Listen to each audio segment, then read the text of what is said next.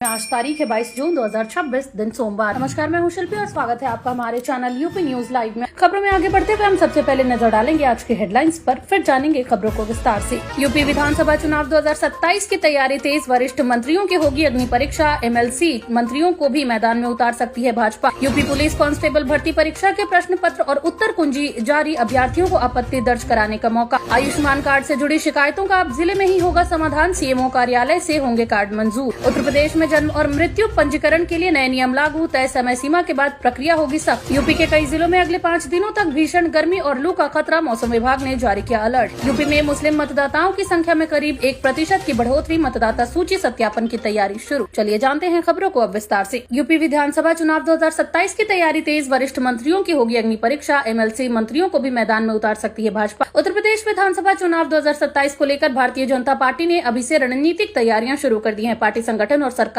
के स्तर पर मंथन चल रहा है कि जिन वरिष्ठ मंत्रियों के पास फिलहाल विधान परिषद यानी कि एमएलसी की सदस्यता है, उन्हें आगामी विधानसभा चुनाव में जनता के बीच उतरकर चुनाव लड़ाया जाए। माना जा रहा है कि भाजपा चुनाव में मजबूत जनाधार वाले नेताओं को प्राथमिकता देनी चाहती है ताकि सरकार और संगठन के बीच बेहतर तालमेल बना रहे। पार्टी का मानना है कि विधानसभा चुनाव लड़कर जीतने वाले नेताओं की जनता के बीच स्वीकार्यता अधिक होती है। इस प्रस्ताव पर अंतिम फैसला पार्टी के शीर्ष नेतृत्व द्वारा चुनाव नजदीक आने पर लिया जाएगा। यूपी में मुस्लिम मतदाताओं की संख्या में करीब 1% की बढ़ोतरी, मतदाता सूची सत्यापन की तैयारी शुरू। उत्तर प्रदेश में मतदाता सूची के विशेष पुनरीक्षण कार्यक्रम के तहत चुनाव आयोग ने तैयारियां तेज कर दी हैं। प्रारंभिक आंकड़ों के अनुसार राज्य में मुस्लिम मतदाताओं की संख्या में लगभग 1% की वृद्धि दर्ज की गई है। चुनाव विभाग अब मतदाता सूची के व्यापक सत्यापन अभियान की तैयारी कर रहा है, जिसके तहत बूथ स्तर पर घर घर जाकर जानकारी जुटाई जाएगी। अधिकारियों का कहना है कि अभियान का उद्देश्य पात्र नागरिकों के नाम जोड़ना, मृत अथवा स्थानांतरित मतदाताओं के नाम हटाना और सूची को पूरी तरह अद्यतन बनाना है। आगामी विधानसभा चुनावों को देखते हुए मतदाता सूची की शुद्धता पर विशेष ध्यान दिया जा रहा है ताकि सभी पात्र मतदाताओं को मतदान का अधिकार